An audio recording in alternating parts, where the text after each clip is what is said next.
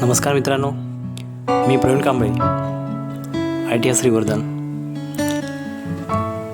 मागील व्हिडिओमध्ये आपण इंग्लिश लिटरसी या चॅप्टरमध्ये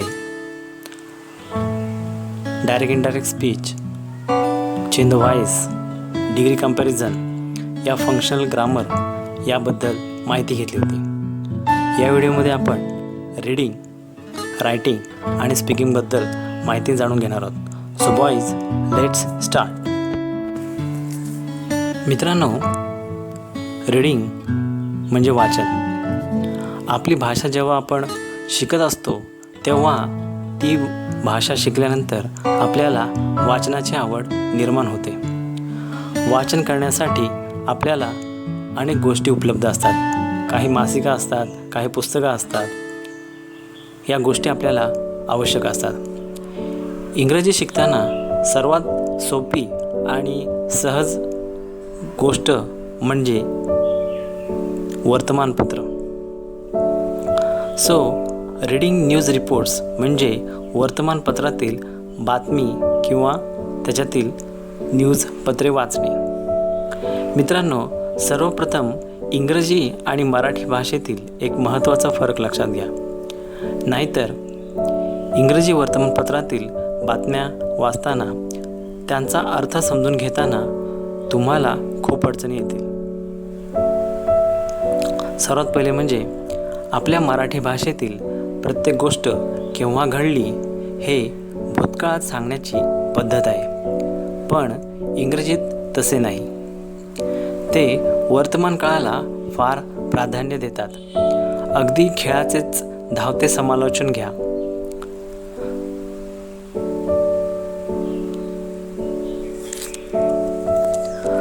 झहीर खान कम्स, ही बॉल्स. झहीर खान येतो, तो बॉल टाकतो. आपल्या सर्वांना कंसातील मराठी भाषांतर खटकते, कारण आपण भूतकाळाचा वापर करून असं बोललेला असतो. म्हणजे की झहीर खान आला आणि त्याने बॉल टाकला. दुसरा फरक, जो कृती करतो किंवा ज्याने कृती केली त्याबद्दल वर्तमान काळ वापरतात. उदाहरणार्थ, प्रेसिडेंट विजिट्स मुंबई, राष्ट्रपती मुंबईला भेट देतात. खरं तर आपल्याला समजुतीप्रमाणे प्रेसिडेंट विजिटेड मुंबई म्हणजे राष्ट्रपतींनी मुंबईला भेट दिली असं हवं होतं. तिसरा फरक, एखाद्यावर कृती करण्यात आली तर मात्र इंग्रजीत भूतकाळ वापरतात. उदाहरणार्थ, मिस्टर पटेल अरेस्टेड म्हणजे पटेलांना पकडले असे अर्थ नसून mister Patel is arrested bye police म्हणजे पोलिसांकडून पटेलांना पकडण्यात आलं आहे असा अर्थ असतो. अशा प्रकारे इंग्रजी वर्तमानपत्रे, बातमीपत्रे वाचन करताना वरील गोष्टी लक्षात ठेवून वाचन करावे. सध्याच्या काळात अभ्यासाची एक वेगळी पद्धत आली आहे, म्हणजे स्किमिंग. SKIMMING. स्किमिंग सार ग्रहण करणे किंवा वरवर वाचून मुख्य मुद्दे समजून घेणे. यामध्ये काय होतं, जेव्हा संपूर्ण बातमीपत्र, वर्तमानपत्र, पुस्तक वाचून होणे वेळेअभावी अशक्य असते, तेव्हा साधारणपणे आपण अशा प्रकारे वाचन करतो. कित्येकदा मशीन शॉप किंवा कारखान्यातील कामाच्या ठिकाणी यंत्राचे खूप मोठे माहिती पुस्तक म्हणजे मॅन्युअल असते. यंत्रात अचानक बिघाड झाल्यास ते माहिती पुस्तक वाचले जाते. त्यावेळी ते बहुतांश वेळी सारग्रहणाच्या म्हणजे स्किमिंगच्या स्वरूपातच वाचले जाते. सर्वसाधारण वाचन जर 200 ते 250 शब्द प्रति मिनिट या वेगाने होत असेल तर सारग्रहण स्वरूपाचे वाचन हे 700 म्हणजे 700 किंवा त्याहूनही अधिक शब्द प्रति मिनिट या वेगाने केले जाते. इंटरनेटवर माहितीचा प्रचंड साठा असतो. ती माहिती शोधताना असंख्य संकेतस्थळांना म्हणजे वेबसाईटला भेट देऊन माहिती घ्यावी लागते. अशा वेळी सर्वच माहिती वाचणे अजिबात शक्य नसते. त्यामुळे स्किमिंग प्रकारच्या वाचनाचे महत्त्व वाढलेले आहे. स्किमिंगची माहिती पाहिली. आता स्कॅनिंग, SCANNING, स्कॅनिंग बारकाईने लक्षपूर्वक वाचणे. स्कॅनिंग आपण बऱ्याच वेळा कॉम्प्युटरवर एखादी इमेज स्कॅन करणे, पत्र स्कॅन करणे याच्यासाठी ऐकलं असेल, पण वाचनामध्ये सुद्धा स्कॅनिंग हे सुद्धा एक प्रकार आहे. संपूर्ण अर्थाचे आकलन होण्यासाठी आपण अशा प्रकारे वाचन करीत असतो. यात वाचनाचा वेग जास्तीत जास्त 200 ते 250 शब्द प्रति मिनिट असतो. माहितीचे प्रमाण मोजके आणि आटोक्यात आले असेल तरच स्कॅनिंग शक्य होते. आता कॉग्नेट्स अँड फॉल्स कॉग्नेट म्हणजे COGNATS अँड FALSE फॉल्स कॉग्नेट्स, सजातीय आणि विजातीय शब्द. प्रत्येक भाषा काळानुरूप सतत बदलत असते. भाषेत सतत नवनवीन शब्द समाविष्ट होत असतात. भाषेला हजारो वर्षांचा इतिहास असतो. त्यातून शब्दांचे मूळ शोधून काढणे खरंच जिगरीचे असते. तरीही भाषा तज्ज्ञांकडे अनेक शब्दांच्या म्हणजे भाषेच्याही उगमाचा इतिहास पुराव्यासह सिद्ध केलेला उपलब्ध आहे. असे मानले जाते की लाखो वर्षापूर्वी पृथ्वीवरील सर्व खंड एकत्र होते. त्यावेळी संवाद साधण्याची जी भाषा होती ती हळूहळू अनेक शब्दात रूपांतरित होत गेली. जसजसे खंड एकमेकांपासून दूर गेले त्याचप्रमाणे भाषा बदलत गेल्या. मात्र त्यातील शब्दांचे मूळ किंवा जातकुळी समानच राहिली.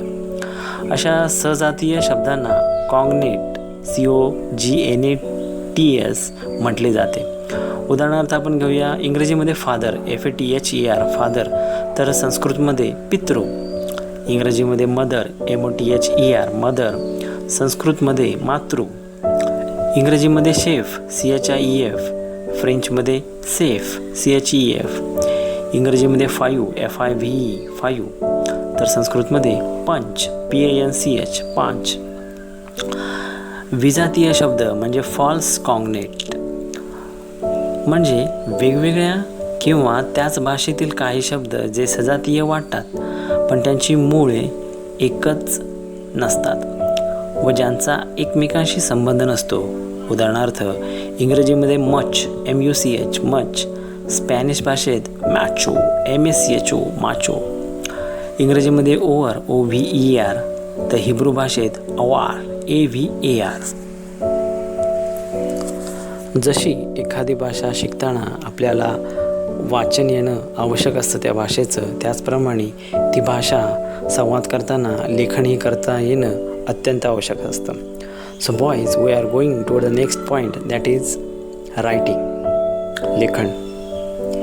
In that we will see how we will write a letter, in English, which are the main parts of the letter, which are the types of the letter, and what is the ideal structure of the letter. याचा अर्थ की पत्रलेखनासंदर्भात कोणते मुद्दे माहिती असणे आवश्यक आहेत, पत्रांचे मुख्य घटक कोणते असतात, पत्रांचे प्रकार कुठले असतात आणि लेटरचे पत्राचा आदर्श आराखडा काय असतो. So boys, first main part of the letter. So main part of the letter is, there are 5 main parts. The heading, number 2, the salutation, and number 3, the body, number 4, the choice, the close, and the number 5, the signature. म्हणजे the heading म्हणजे पत्राचा जो मुख्य घटक आहे, शीर्षक. सॅल्युटायझेशन अभिवादन. Number 3 body म्हणजे संदेश, त्याच्यामध्ये काय माहिती. नंबर 4 समारोप. आणि नंबर 5 स्वाक्षरी. पत्राचा जो मुख्य घटक आहे शीर्षक, त्याच्यामध्ये आपण नेम, ॲड्रेस, डेट या बाबी समाविष्ट असतात. अभिवादनमध्ये टू, हॅलो, डिअर वगैरे वगैरे समाविष्ट असतात. तर संदेश आणि माहितीमध्ये मूळ सब्जेक्ट आणि डिटेल्स जो विषय असतो आणि त्याच्यामध्ये काय माहिती असते ती दिलेली असते. चौथा मुद्दा होता समारोप म्हणजे द क्लोज. ह्याच्यामध्ये आपण युअर ट्रूली म्हणजे तुमचे ETC वगैरे असतात. तर नंबर 5 होता द सिग्नेचर, स्वाक्षरी. शेवटचा मुद्दा असतो पत्रामध्ये द सिग्नेचर. पत्राचे कोणते कोणते प्रकार आहेत? टाईप्स ऑफ लेटरचे. The types of letter are 3: personal letters, private letters and social letter. पत्रांचे प्रकार: व्यक्तिगत पत्रे, खाजगी पत्रे, सामाजिक पत्रे. आणि त्याचा वापर कुठे कुठे होतो तर व्यक्तिगत जे पत्रे असतात, personal letters are used for मित्र आणि नातेवाईकांसाठी. प्रायव्हेट लेटर्स हे प्रेयसी आणि प्रियकरासाठी. तर सोशल लेटर्स जे असतात, सामाजिक पत्रे, ही सामाजिक कारणासाठी, तक्रार करण्यासाठी किंवा शाळेतील समारंभासाठी उपयोगात येतात. तसेच जे काही पत्र असतात, लेटर्स ऑफ ग्रीटिंग अँड कंडोलन्स म्हणजे शुभेच्छा पत्रे व सांत्वन पत्रे असतात, ती शुभेच्छा देण्यासाठी, सांत्वन करण्यासाठी वापरली जातात. काही पत्रे असतात इन्व्हिटेशन लेटर्स, आमंत्रण पत्रे, जी निरनिराळ्या कार्यक्रमाचे आमंत्रण देण्यासाठी असतात. तर बिझनेस लेटर्स असतात, जी व्यावसायिक पत्रे, त्याचा उपयोग व्यवसायाच्या दैनंदिन आवश्यकतेसाठी आणि व्यवसाय वृद्धीसाठी केला जातो. तर पत्राचा आदर्श आराखडा म्हणजे आयडियल स्ट्रक्चर ऑफ लेटर कसं असलं पाहिजे, तर त्याच्या उजव्या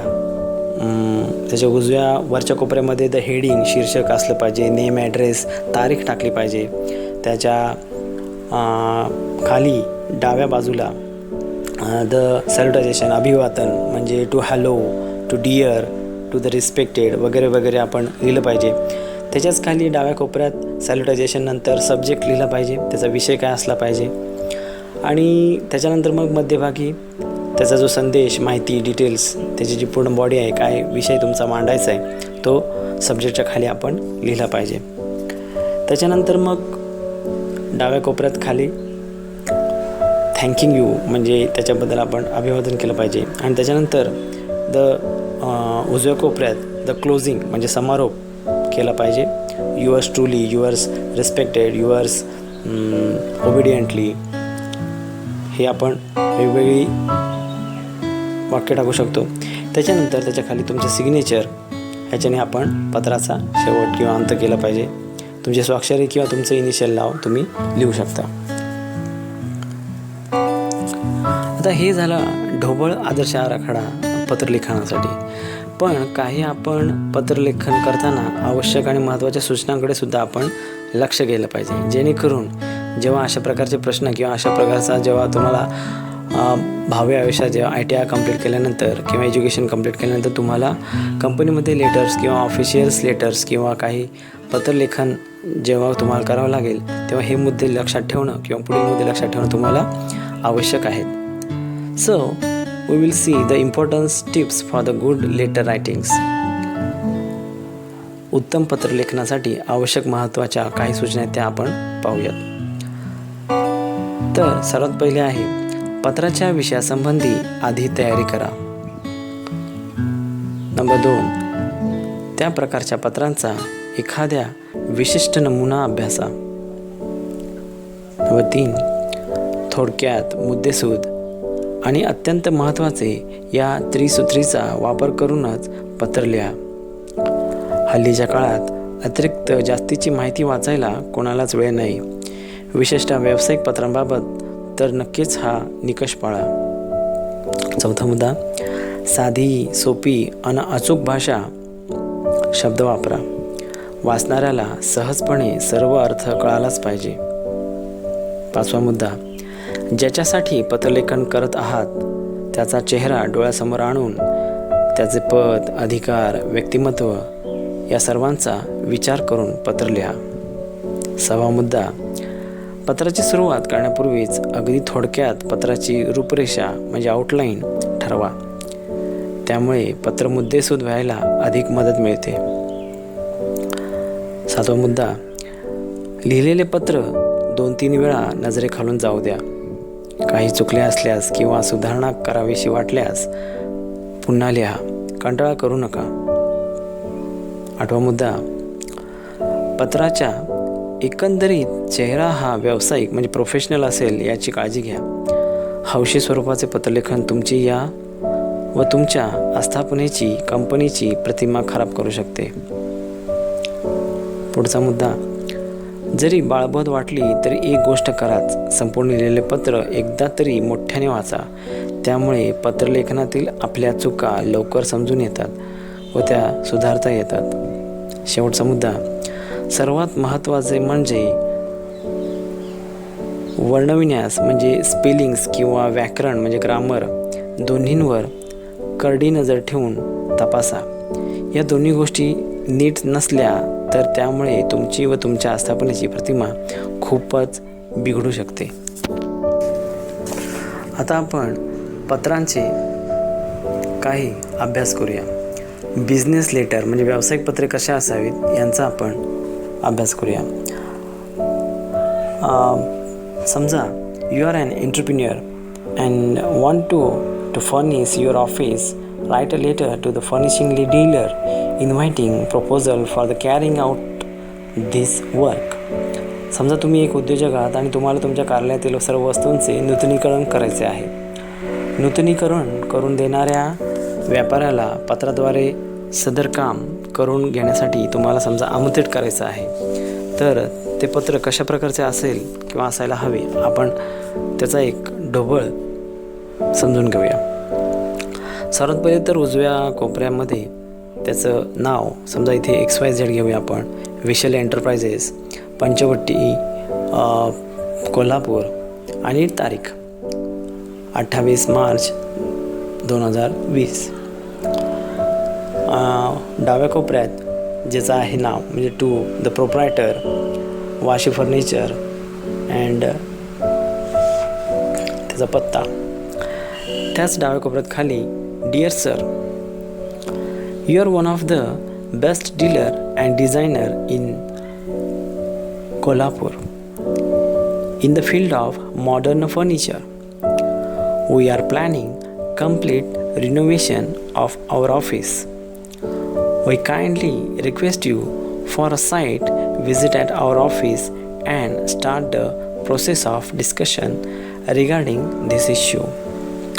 तर शेवटच्या टप्प्यात we are keen to meet you at earliest. त्याच्यानंतर डाव्या कोपऱ्यातच एंड करताना थँकिंग यू.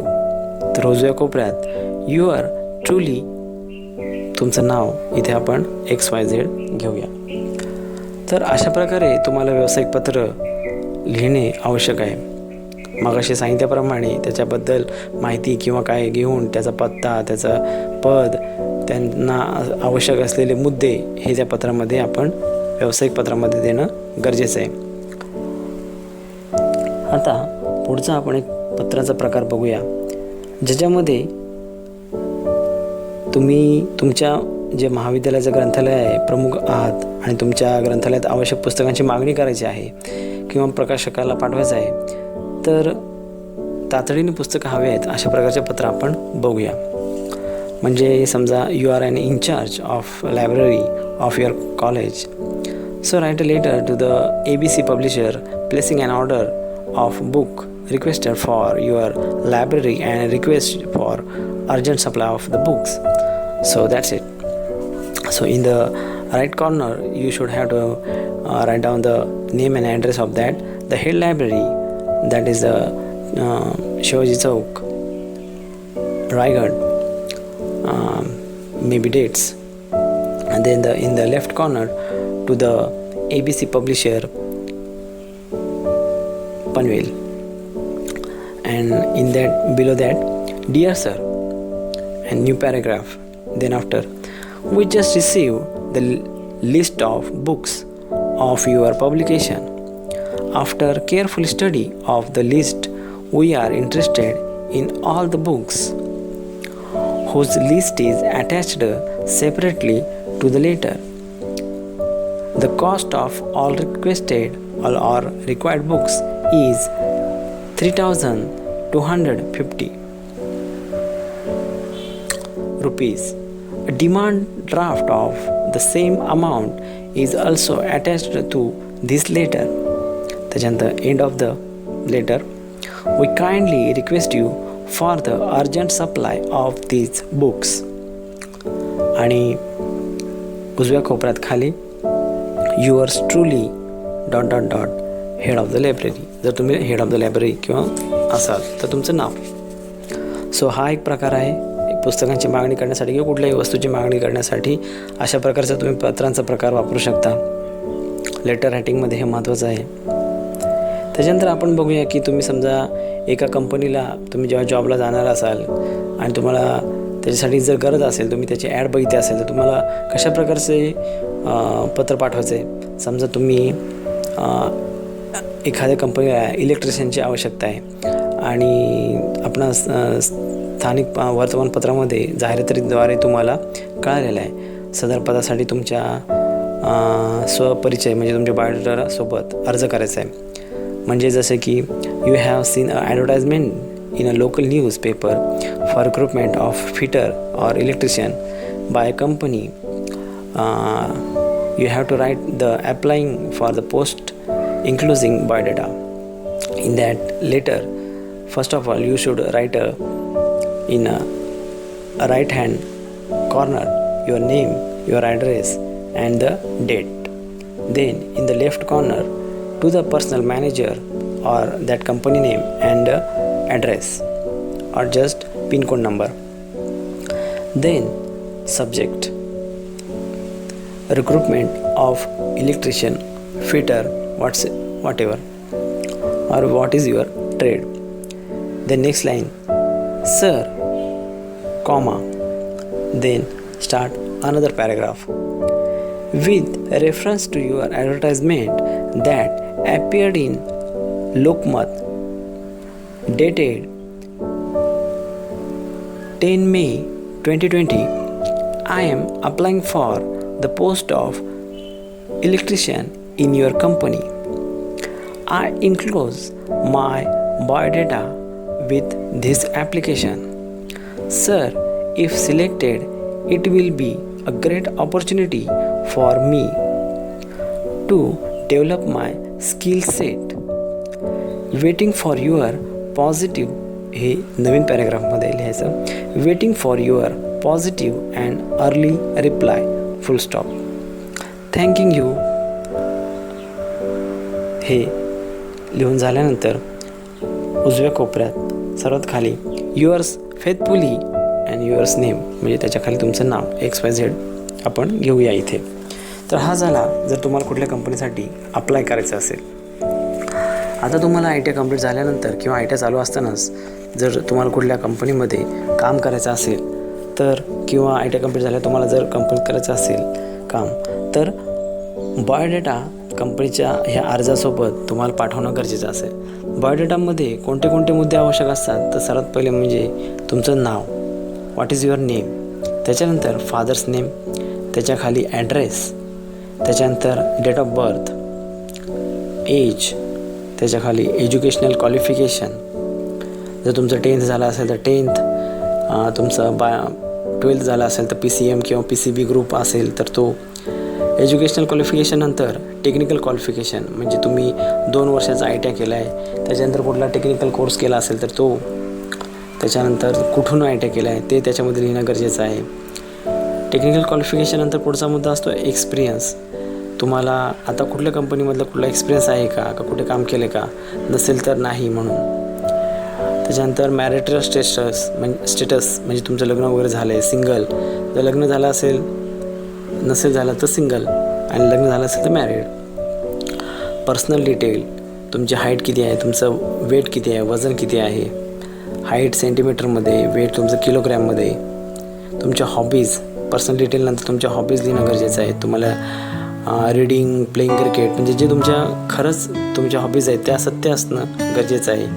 त्याच्यानंतर लँग्वेज नोन, तुम्हाला भाषा कोणत्या कोणत्या येतात, इंग्रजी, मराठी, हिंदी येत असेल ते हिंदीसुद्धा. आणि त्याच्यानंतर सर्वात लास्ट पॉईंट मुद्दा म्हणजे रेफरन्सेस, म्हणजे तुम्ही त्या कंपनीमध्ये कोणाला ओळखता का त्यांची एखाद्याची नावं लिहा. म्हणजे XYZ तुम्ही मिस्टर कुलकर्णी, मिस्टर चव्हाण किंवा तुम्ही तुमच्या आपल्या ITIचे प्रिन्सिपल यांचं नाव तुम्ही लिहू शकता.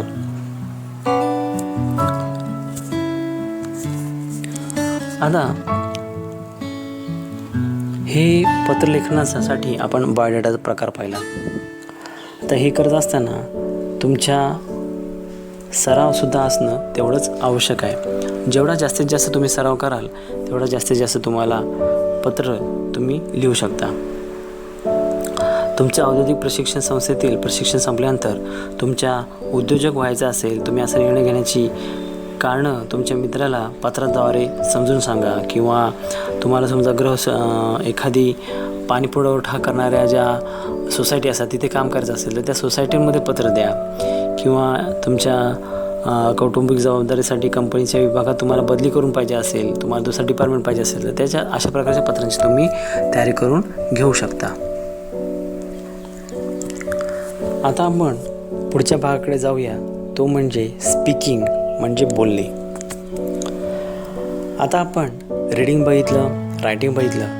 आता इंग्रजीचा जो मूळ मुद्दा असतो तो इंग्रजी बोलायचं कसं, स्पीकिंग हा सर्वांचा मूळ मुद्दा असतो. उत्तम इंग्रजी म्हणजे चांगलं इंग्रजी बोलायचं कसं. बऱ्याच वेळा अनेक व्होकॅब्युलरी, अनेकशे क्लासेस असतात, पण त्याच्यासाठी नीटचं आपल्याला काही माहीत नसतं.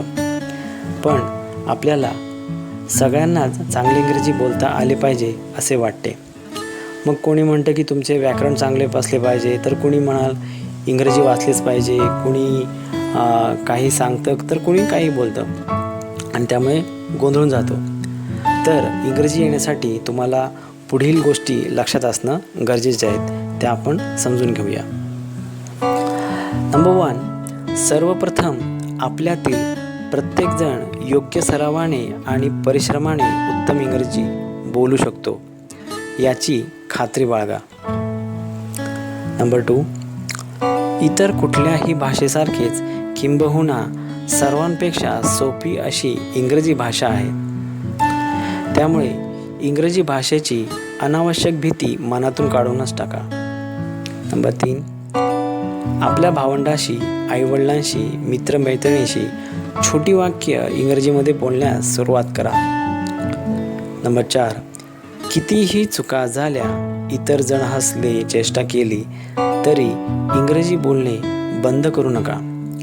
जो शिकणार तो चुकणारच आहे हे लक्षात ठेवा. नंबर 5, चुका शोधून काढा, इतरांना शोधायला सांगा.